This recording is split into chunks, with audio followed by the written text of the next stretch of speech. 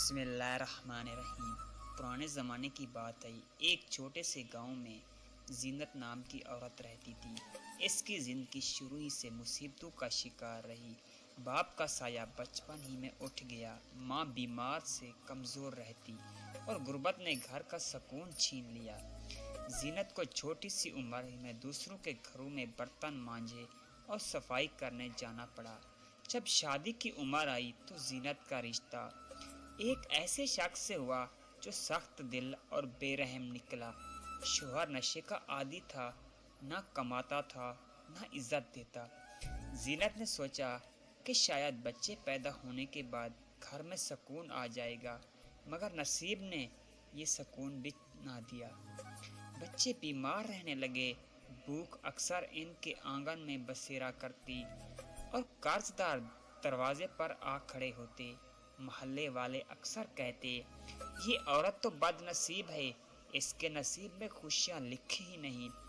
زینت سنتی اور چپ رہتی، اس کی آنکھوں کے آنسو اکثر سجدوں میں بہتے۔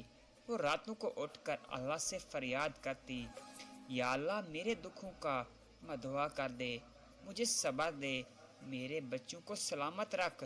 وقت گزرتا گیا، غربت، بیماری اور دکھوں کی آندھیاں چلتی رہی، مگر زینت نے ہمت نہ ہاری۔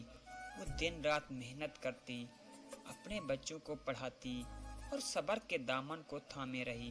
سالوں بعد وہی بچے بڑے ہو کر نیک اور کامیاب ہو گئے۔ کسی نے استاد بن کر گاؤں کو تعلیم دی، کسی نے ڈاکٹر بن کر غریبوں کا علاج کیا۔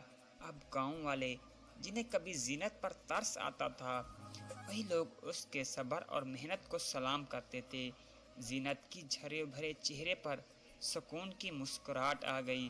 اس نے آخری سانسوں میں کہا، دنیا مجھے بد نصیب کہتی رہی، لیکن میرا رب مجھے صابر کہہ کر بلائے گا، اور یہی سب سے بڑی خوش نصیبی ہے۔